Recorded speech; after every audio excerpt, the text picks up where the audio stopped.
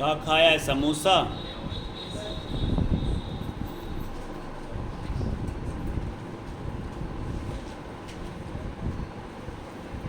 इधर देखो बेटा, बहुत अच्छे से समझना ये चारों पॉइंट, और पीरियडिक टेबल में इन्हीं में से ही क्वेश्चंस बनते हैं।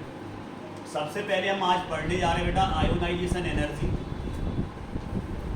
आयोनाइजेशन एनर्जी होता क्या है वो हम आपको पहले समझा दें। किसी भी एटम का स्ट्रक्चर देख रहे हैं, सबसे सिंपल एटम ले रहे हैं हम। सबसे पहले ले रहे हैं sir H, hydrogen, atomic number 1, और इसका एटॉमिक वेट भी 1। सर इसमें इलेक्ट्रॉन्स भी 1 होता है और इसमें प्रोटॉन्स भी 1 होता है। सबसे सिंपल एग्जांपल से ले रहे हैं सर, यहाँ पर अगर हम बात करें तो ये इसका न्यूक्लियस में एक प्रोटॉन्स है, एक।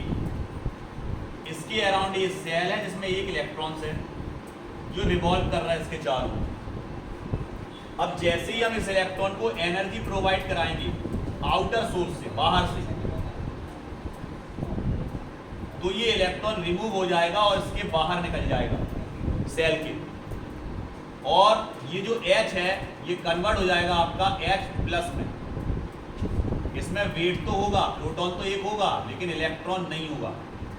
इलेक्ट्रॉन गया 0, इलेक्ट्रॉन इसने रिमूव कर दिया। इस प्रोसेस को हम बोलते हैं आयोनाइजेशन। नहीं, जो आपने एनर्जी इसको प्रोवाइड कराई इलेक्ट्रॉन निकालने के लिए, किस एटम में से? Gaseous atom. ये गैसियस कंडीशन में है सर। तो किसी भी गैसियस एटम में से एक इलेक्ट्रॉन को रिमूव करने के लिए जो आप उसको एनर्जी प्रोवाइड कराते हो, it is called ionisation energy. आपने एक इलेक्ट्रॉन इससे निकाल दिया। अब दूसरा केस देखते हैं। यहां हमने लिया बेटा Mg, मैग्नीशियम।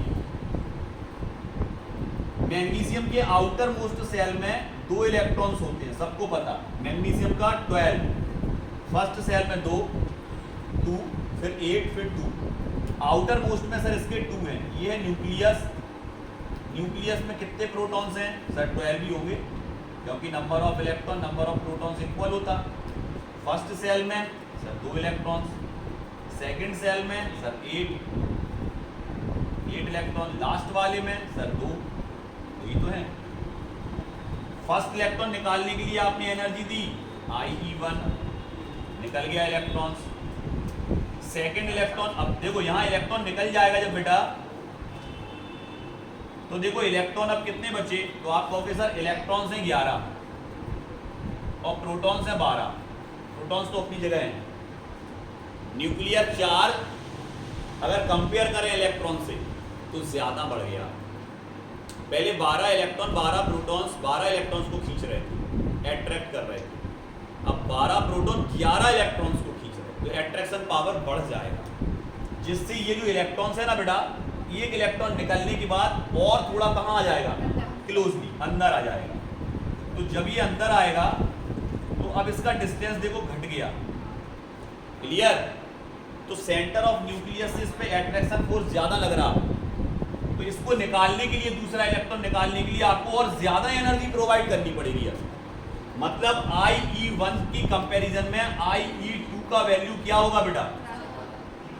और अगर इसमें मान लो तीसरा होता तो सर यहां होता 13 और यहां बचते 10, नहीं 11, क्योंकि एक निकल गया फिर एक और निकल गया, 11 बचे।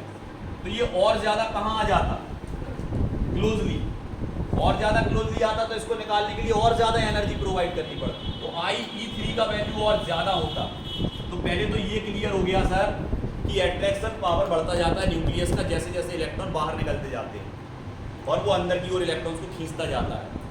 समझ रहे हैं कि नहीं? साइज उसका क्या हो जाता है? डिक्रीज होता चला जाता है और अट्रैक्शन पावर न्यूक्लियर चार्ज बढ़ता जाता है, जिससे IE1 का वैल्यू कम होगा, IE2 का ज़्यादा होगा, IE3 का उससे भी ज़्यादा होगा। ये तीनों प्रोसेस आपको दिख रहे हैं। क्लियर? यहाँ तक कोई दिक्कत नहीं है।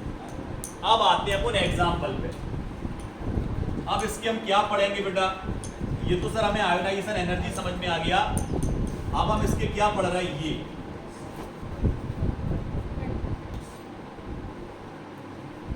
फैक्टर्स अफेक्टिंग पढ़ रहे हैं सर। क्लियर?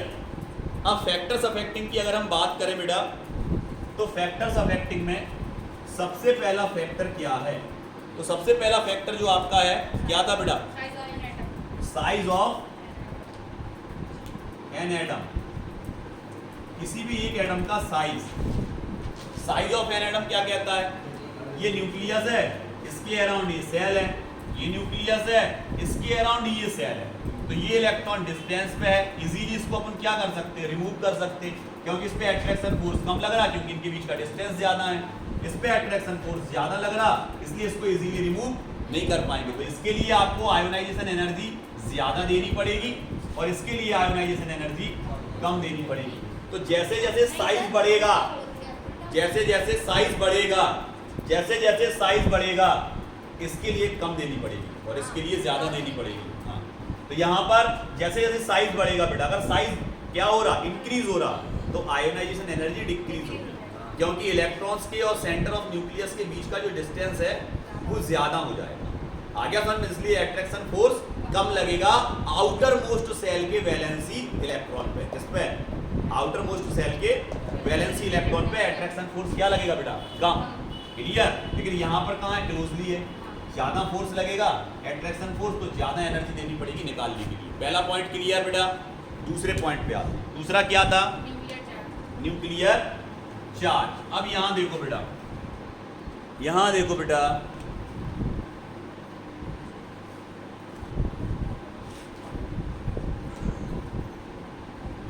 सर थोड़ा सा अंतर लग रहा है, ये छोटा है ये बड़ा है। ये सर लिथियम है Li, जिसका एटॉमिक नंबर 3। ये कौन सा है सर? ये आपका है फ्लोरीन 9। ये इसका पहला सेल, ये दूसरा, ये इसका पहला सेल, ये दूसरा। Li3 के लिए होगा 2 1, बिल्कुल। पहले सेल में 2, आउटर मोस्ट में 1। इसमें पहले सेल में सर 2, फिर 8, फिर 1, 7, 2 7, इसमें 2 1। क्लियर? अब यहाँ पर देखें तो नंबर ऑफ प्रोटॉन्स देखो पहले। सर नंबर ऑफ प्रोटॉन 3, ठीक। यहाँ पे number of proton sir 9। Nuclear charge इसका ज्यादा है, इसका न्यूक्लियर चार्ज कम है।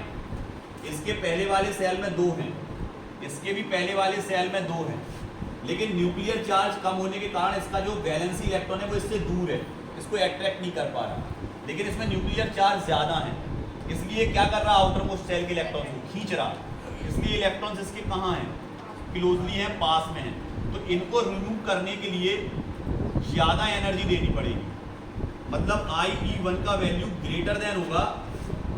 इसके लिए मान लो आप दे रहा है IE1 डैश, IE1 डैश से। क्लियर? इसके प्राइमरी एनर्जी और इसकी प्राइमरी आयोनाइजेशन एनर्जी या फर्स्ट आयोनाइजेशन एनर्जी इसकी ज्यादा होगी, इसकी कम होगी, क्योंकि इसमें क्लोजली है, इसमें दूर है। क्लोजली क्यों है? क्योंकि न्यूक्लियर चार्ज ज्यादा है, यही आपने लिखा है। देखो हेडिंग क्या थी, क्या थी? तो जब न्यूक्लियर चार्ज इंक्रीज होगा तो आयोनाइजेशन एनर्जी भी क्या होगी? जो तुम हमसे पूछ रहे थे, मैं सब याद रखा, यही पूछ रहे थे।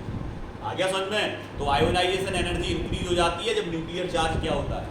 इंक्रीज। और न्यूक्लियर चार्ज डिक्रीज होगा तो आयोनाइजेशन एनर्जी क्या हो जाएगी?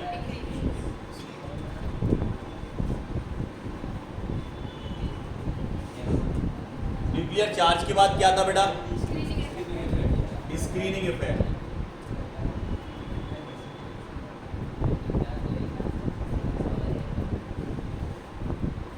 स्क्रीनिंग इफेक्ट हमने बताया भी था आप लोगों को कि अंदर वाले सेल में अगर इलेक्ट्रॉन्स की डेंसिटी ज्यादा है तो वो बाहर वाले सेल के इलेक्ट्रॉन्स को क्या करते हैं? जिससे अट्रैक्शन फोर्स क्या हो जाता है? कम। ये इलेक्ट्रॉन को ये खींच रहा न्यूक्लियस, लेकिन अंदर वाले इलेक्ट्रॉन इस बाहर वाले इलेक्ट्रॉन को क्या कर रहा है? रिपल्स कर रहा है, तो दूर जा रहा है। तो ये दूरी बढ़ जाएगी, क्या बढ़ जाएगी? इसकी डिस्टेंस। और इसको इजीली हम क्या कर सकते हैं? रिमूव कर सकते हैं। तो अगर स्क्रीनिंग इफेक्ट बढ़ा, मतलब इनके बीच में रिपल्सन बढ़ा, तो इलेक्ट्रॉन दूर चला जाएगा और फिर इसे इजीली हम क्या कर सकते हैं? रिमूव कर सकते हैं। मतलब screening effect increase, then ionization energy decrease. Clear? अगला बताओ,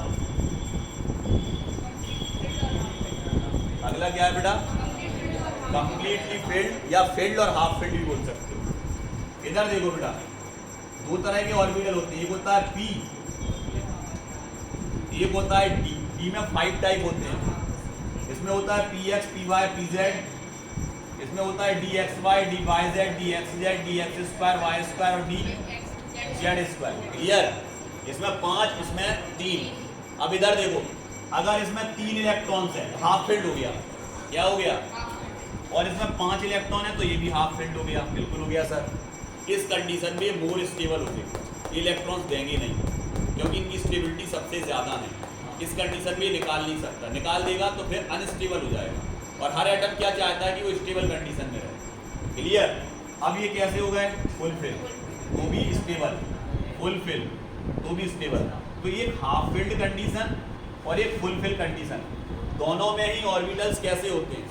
स्टेबल होते हैं, इसलिए इन्हें आसानी से इसमें से इलेक्ट्रॉन निकाल नहीं सकते आप। तो इस समय एनर्जी क्या देनी पड़ेगी? ज़्यादा। तो अगर हाफ फील्ड है ऑर्बिटल या फुल फील्ड है तो उसके लिए आयोनाइजेशन एनर्जी का वैल्यू हमेशा क्या होगा? ज़्यादा होगा। क्या होगा बेटा? ज़्यादा होगा। अब थोड़ा सा यहाँ हम कुछ बना रहे, आपको बताना है। इधर देखो बेटा, सबसे पहले एल आई के बाद दे रहे हैं एन के बाद दे रहे हैं एफ, ओ भी ले रहे हैं एफ। ये कंपैरिजन में ले रहे हैं 3 चीज। एल आई का एटॉमिक नंबर 3, नाइट्रोजन का एटॉमिक नंबर 7, ऑक्सीजन का एटॉमिक नंबर 8 और फ्लोरीन का एटॉमिक नंबर 9। क्लियर? डैश इनके बना रहे इलेक्ट्रॉनिक कॉन्फ़िगरेशन। सबसे पहले 1s2, 2s1। क्लियर? दूसरे वाले के लिए आएगा सर 1s2, 2s2, 2p3। बिल्कुल यही आएगा। इसके लिए आएगा 1s2, 2s2, 2p4। क्लियर? इसके लिए आएगा 1s2, 2s2, 2p5। ये है। क्लियर? अब हमें कंपैरिजन करना है इनकी आयोनाइजेशन एनर्जी का, किसमें ज़्यादा, किसमें कम, किसमें सबसे कम, किसमें सबसे ज़्यादा। कंपैरिजन कर रहे हैं। तो यहाँ पर अगर गौर करें तो इसका न्यूक्लियर चार्ज पहले तो इन सबसे कम है। देखो दिख रहा कितने इलेक्ट्रॉन्स हैं, कितने प्रोटॉन्स हैं? ये प्रोटॉन्स यहाँ में ना, जितने इलेक्ट्रॉन उतने प्रोटॉन। प्रोटॉन्स 3, इसमें इन तीनों को तो अलग रख दो सर। पहले इनको न्यूक्लियर चार्ज ज़्यादा है, इनका न्यूक्लियर चार्ज ज़्यादा है, इसका न्यूक्लियर चार्ज कम है। न्यूक्लियर चार्ज कम है तो आयोनाइजेशन एनर्जी भी कम होगी। पहली चीज़ समझ गया? सबसे कम आयोनाइजेशन एनर्जी किसकी होगी? लिथियम। क्लियर? अब आए यहाँ तीनों में। अब समझ में आ रहा? अब आ रहा समझ? अब तीनों पे आए तो हमने क्या बोला था, जब तक फैक्टर इफेक्टिव नहीं आएंगे ना समझ में, तब तक तुम कंपैरिजन नहीं कर पाओगे। तो यहाँ पर अगर 3 चीज़ें हैं तो 3 चीज़ों में अगर हम बात करें 7 की, तो 7 में आपको एक चीज़ दिख रही कि सर इसका p ऑर्बिटल हाफ फील्ड है। देखो गौर से सर, मोर स्टेबल होगा। बिल्कुल होगा सर। इसके कंपैरिजन में ऑक्सीजन को देखें तो हाफ फील्ड नहीं है, तो ये लेस स्टेबल हो गया, ये लेस स्टेबल हो गया। और ये जबकि देखो न्यूक्लियर चार्ज इसका ज़्यादा है, इसमें कितने प्रोटॉन्स हैं और इसमें, तो इसकी आयोनाइजेशन एनर्जी ज़्यादा होनी थी और इसकी कम होनी थी, लेकिन इसमें स्टेबल ऑर्बिटल आ गया, इसलिए इसकी आयोनाइजेशन एनर्जी ज़्यादा हो जाएगी और इसकी कम हो जाएगी। तो ऑक्सीजन से नाइट्रोजन। क्लियर? Ionisation energy. अब किस पे आ गए? फ्लोराइन। फ्लोराइन को केवल एक इलेक्ट्रॉन मिल जाए ना बेटा तो इसका ऑक्टेल कंप्लीट हो जाएगा। मतलब ये पूरे पी कितने हो जाएंगे? 6। एक की जरूरत है बस। तो ये देगा नहीं, क्या करेगा? लेगा। क्यों? क्योंकि ये स्टेबल कंडीशन में आना चाहेगा। एक इलेक्ट्रॉन पे ये फुल फिल्ड हो जाएगा, पहली चीज। दूसरी चीज, इसका न्यूक्लियर चार्ज सबसे ज्यादा है। देखो सब में ज्यादा है इसका है। और देखो सेल इक्वल है, सेल इक्वल है सब में। देखो 1 2 3 तीनों में सेल इक्वल है, लेकिन इसका न्यूक्लियर चार्ज ज्यादा है। इसलिए टॉप पे कौन आएगा?